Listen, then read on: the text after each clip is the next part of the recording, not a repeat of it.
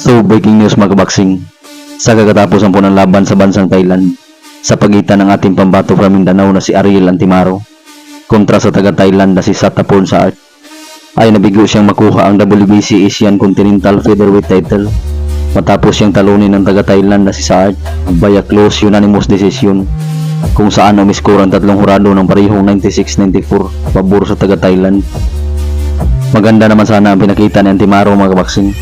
Sa tingin nga natin ay panalo ang ating kababayan, pero wala tayong magagawa dahil talo siya sa mata ng mga hurado. Dahil sa kanyang pagkatalo ay may kartada na ngayon si Ariel Antimaro na 8 wins with 2 knockouts at may 3 talo. Samantalang ang Thailander na si Satapon Saart ay nag-improve sa kartadang 15 wins with 8 knockouts at may 2 talo.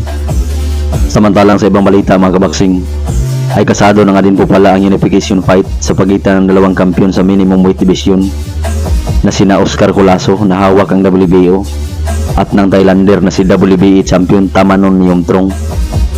Ang laban ng dalawa mga kabaksing ay magaganap ngayong darating na November 16 sa Saudi Arabia, kung saan ang mananalo ay koronahan bilang unified champion,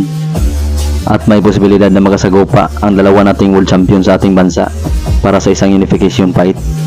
na sina Melvin Jerusalem, kung saan hawak ang WBC belt, at ng IBF champion na si Pedro Taduran. Samantalang sa mga laban naman na magaganap bukas mga kabaksing, ay mawasabak ang undefeated prospect ng super welterweight na taga Puerto Rico na si Sander Sayas sa Mexicano na si Damian Sousa para sa NABF and NABO Junior Middleweight title, kung saan sa weigh-in na ginanap kanina mga kabaksing ay tumimbang si Sayas ng 153.4 libras, samantalang si Sousa ay 153.6 libras. Si Sayas ay isang undefeated na may kartadang 19 wins with 12 knockouts, samantalang si Damian Sousa ay may 2 talo na may 25 wins with 12 knockouts. Samantalang lalaban din bukas mga kabaksing ang nagpatulog noon sa ating pambato na taga Bohol na si Bernard Torres na si Bruce Carrington na isang undefeated na hawak ang kartadang 12 wins with 8 knockouts, kung saan kanya magkasagupa ang taga Uganda na si Sulaiman Sigawa